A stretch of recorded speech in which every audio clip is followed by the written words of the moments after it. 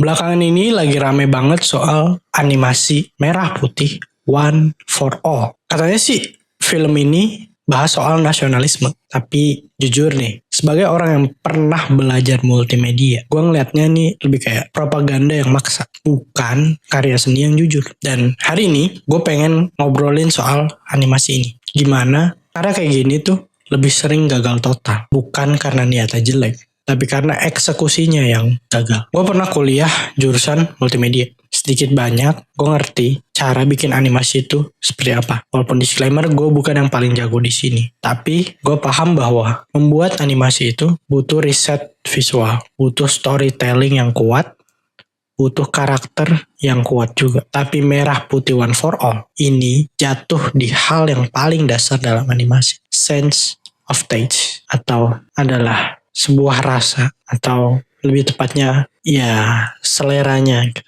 Animasi ini tuh nyenggol seleranya orang-orang Indonesia. Karena belum lama kita disuguhkan dengan animasi yang sangat keren dari Rian Adriandi, yaitu Jumbo. Lalu selang beberapa lama di bulan Agustus ini hadirlah Merah Putih One for All. Bisa dibandingkan, bisa dilihat hasilnya seperti apa. Jumbo dengan karakternya beragam, storytellingnya keren. Merah Putih One for All, desain karakternya kaku, ekspresi dingin, datar banget. Udah kayak copy paste, cuma template, bahkan gratisan. Ya, seperti kita tahu, banyak rumor yang beredar bahwa karakter di film ini itu nyomot dari sebuah platform. Bahkan yang punya karakternya pun nggak tahu kalau karakternya dipakai untuk film ini. Bicara soal warna, lighting, oversaturated kalau kata anak animasi, anak ya videographer gitu dan lain sebagainya. Maksudnya apa? Itu adalah istilah untuk warna yang terlalu ngejreng gitu. Dilihat mata tuh, terang banget ya gitu. Dan soal gerakan tubuhnya sama seperti desain karakternya, kaku. Dan gue nggak ngerasa bangga jujur aja ngeliat film ini sebagai orang yang bekerja di dunia seni dan orang yang belajar di industri kreatif juga. Karena seni itu soal rasa juga. Kalau dari awal penonton tuh udah ngerasa, kayaknya aneh ya film ini gitu. Bentar nih karakternya kok kepalanya begini ya gitu. Ya dari awal juga kita udah nggak fokus sama ceritanya. Malah fokus komentarin karakternya lah, backgroundnya lah gitu. Dan gue tuh jujur aja gue sebel banget gitu ngelihat narasi di balik film ini. Nasionalisme, bangga buatan Indonesia. Betul, bangga dengan buatan sendiri itu penting. Nasionalisme juga penting banget. Setuju gue di situ. Tapi kalau bicara soal film, cara kita menjual dalam tanda kutip film ini ke penonton juga kan harus smooth dong. Nggak bisa, ini gue bikin film tentang merah putih, lo harus nonton. Kalau nggak, lu nggak nasionalis, kan nggak kayak gitu. Harus nyampe dulu nih ke hati para audiens. Harus tahu dulu filmnya tentang apa. Kalau di sini, di film ini, nggak ada tuh namanya bridging. Nggak ada. Langsung aja tiba-tiba, H-min sekian, Agustus. Bentar lagi kemerdekaan tiba. Sodorin nih. Ini ada film, tonton. Kalau nggak, lu nggak bangga sama buatan Indonesia. Jadi kayak, apa nih gitu kan. Kita suruh bangga, tapi nggak tahu alasannya apa. Alasan apa kita harus bangga sama film ini. Padahal storytelling paling kuat itu kan selalu dimulai dari manusia. Dari keresahan sehari-hari. Dari keresahan sehari-hari. Dari pengalaman personal. Karena apapun yang dibuat dari hati, gue percaya itu akan sampai ke hati. Gitu. Nah, coba tuh. Semua hal yang gue bilang tadi dikasih ke karakter yang ada di film ini. Gue rasa itu bakal ngebantu nasionalisme muncul secara natural. Bikin orang pengen nonton film ini. Bikin orang lebih bangga sama Indonesia. Tapi di film ini semuanya tuh template. Ya, begitulah. Tapi pertanyaannya, kenapa film seperti ini tuh bisa rame banget, dan pertanyaannya kenapa bisa ditayangkan gitu. Mungkin juga sepengalaman gue tuh biasanya ada gap nih antara decision maker sama kreator. Biasanya ekspektasinya decision maker kan alias klien maunya tuh cepet, maunya bagus, maunya kadang murah gitu.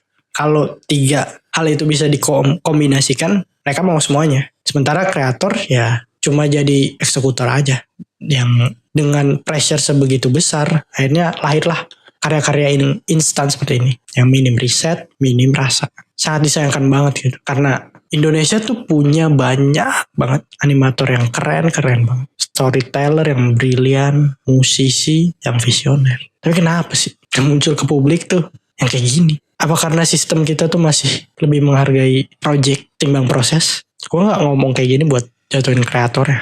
Enggak. Gue ngerti pressure-nya kayak apa. Gue ngerti ketika lu dikasih brief yang singkat atau bahkan gak ada brief sama sekali. Briefnya gak jelas, ceritanya gak jelas, tujuannya gak jelas, deadline-nya mepet, tapi sponsornya banyak nih. Pressure ada di pundak lu gitu.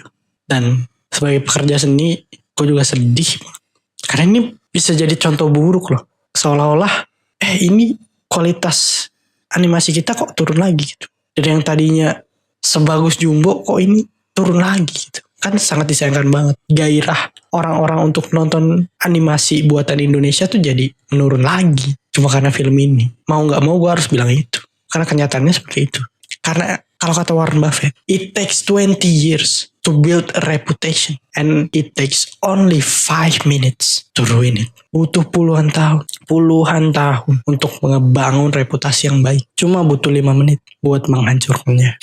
Tapi kadang cuma butuh 5 menit untuk menghancurkannya. Dan gue rasa itu kejadian di film ini. Satu karya yang kelihatan setengah matang bisa nurunin kredibilitas industri animasi kita. Bahkan industri seni kita. Gue jadi keinget omongan dosen gue dulu. Dia bilang animasi bukan cuma soal gerakin objek. Tapi soal ngasih jiwa di dalamnya. Ngasih rasa di dalamnya. Nah, Merah Putih One for All juga punya objek yang digerakin. Tapi gak ada jiwanya, gak ada rasanya yang dikasih di situ. Dan itu masalahnya. Karena seni apalagi bawa nama merah putih, bawa nama Indonesia, bawa nasionalisme, mustahil kalau gak pakai rasa. Mustahil kalau gak dibuat dengan sepenuh hati.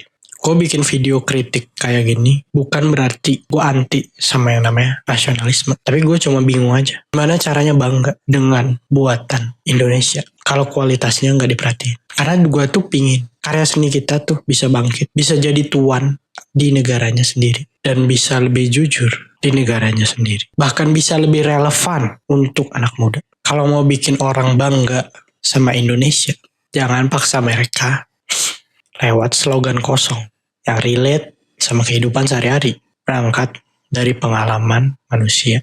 Bukan dari khayalan-khayalan kosong yang gak teruji. Bahkan gak masuk logika. Thank you udah dengerin episode ini sampai habis. Gue tahu mungkin banyak yang gak setuju dengan video ini. Tapi ya it's okay, itu sehat. Perbedaan itu bukan, gue gak alergi sama perbedaan. Kalian bisa tulis kritik atas film ini menurut kalian di kolom komentar. Pendapat kalian seperti apa? Apakah bagus atau seperti apa? Monggo ditulis di kolom komentar. Karena seni harus diperdebatkan, harus dikritik, dan harus diasah. Sampai ketemu di episode selanjutnya. See you.